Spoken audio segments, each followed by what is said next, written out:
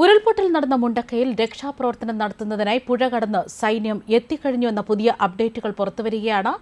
മണ്ണിടിച്ചിലും കുത്തൊഴുക്കും നടന്ന് മണിക്കൂറുകൾക്ക് പിന്നാലെ സൈന്യവും NDRFും അടങ്ങുന്ന ദൌത്യ സംഘമാണ് ഇപ്പോൾ പുഴ കടന്ന് മുണ്ടക്കയിലേക്ക് എത്തിയിരിക്കുന്നത്.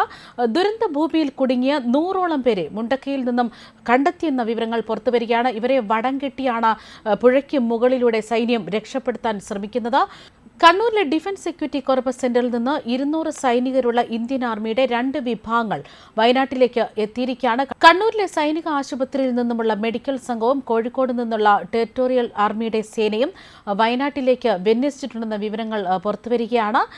അതായത് ഉരുൾപൊട്ടൽ കുടുങ്ങിയ 250ഓളം പേരെ രക്ഷപ്പെടുത്തുന്നതിനായിട്ടാണ് സംസ്ഥാന സർക്കാരിന്റെ അഭ്യർത്ഥന പ്രകാരം സൈനിക വിന്യാസമെന്നാണ് കേന്ദ്ര സർക്കാർ അറിയിക്കുന്നത്. ചൂരൽമലയിലും മുണ്ടക്കയിലും കേന്ദ്രീകരിച്ച് നിലവിൽ രക്ഷാപ്രവർത്തനം പുരോഗമിക്കുന്നു. സൈന്യം ഉൾപ്പെടെ രക്ഷാപ്രവർത്തനത്തിനായി രംഗത്തുണ്ട്. മുണ്ടക്കൈ മേഖലയിൽ നിരവധി പേർ ഇപ്പോഴും കുടുങ്ങിക്കിടക്കുന്നതായിട്ടാണ് വിവരം. ഇവരെ സുരക്ഷിതമായി പുറത്തെത്തിക്കാനുള്ളതാണ് ഏറ്റവും വലിയ വെല്ലുവിളി. ഇതിനിടെ മുണ്ടക്കയിൽ കുടുങ്ങിയ 100ഓളം പേരെ സൈന്യം കണ്ടെത്തി. രക്ഷാപ്രവർത്തനം സുഗമമാക്കാനായി സൈന്യത്തിന്റെ നേതൃത്വത്തിൽ പ്രദേശത്ത് താൽക്കാലിക പാലം നിർമ്മിക്കാനുള്ള ശ്രമങ്ങളും സൈന്യം ആരംഭിച്ചു കഴിഞ്ഞു. താൽക്കാലിക പാലം നിർമ്മിക്കാനുള്ള ഉപകരണങ്ങൾ ഡൽഹിയിൽ നിന്നും ചെന്നൈയിൽ നിന്നും വിമാനമാർഗം കോഴിക്കോട് എത്തിക്കാനുള്ള നടപടികൾ ആരംഭിച്ചതായിട്ടാണ് അധികൃതർ അറിയിച്ചിരിക്കുന്നത്. അതേസമയം വയനാട്ടിൽ കനത്ത മഴയ്ക്കിടെ ചൊവ്വാഴ്ച പുലർച്ചെയുണ്ടായ 2 ഉരുൾപൊട്ടലിൽ മരണസംഖ്യ 107ആയി കവിഞ്ഞിരിക്കുന്നു എന്ന വിവരങ്ങൾ പുറത്തുവരികയാണ്.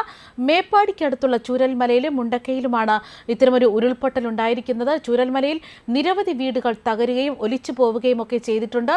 നിരവധി പേർ ദുരന്ത മേഖലയിൽ കുടുങ്ങിക്കിടക്കുന്നുണ്ട് എന്ന വിവരങ്ങൾ പുറത്തുവരികയാണ്.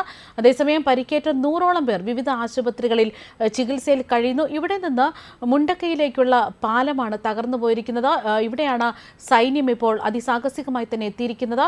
പാലം തകർന്നതോടെ മണിക്കൂറുകൾ വൈകിയാണ് ഇവിടെ രക്ഷാപ്രവർത്തകർക്ക് എത്താൻ പോലും സാധിച്ചിരിക്കുന്നത്. അവിടെയുണ്ടായ നാശനഷ്ടങ്ങളുടെ യഥാർത്ഥ ചിത്രമൊക്കെ ഇനിയും പുറം ലോകത്തേക്ക് എത്തിയിട്ടില്ല എന്ന് തന്നെ വിവരങ്ങൾ പുറത്തുവരികയാണ്.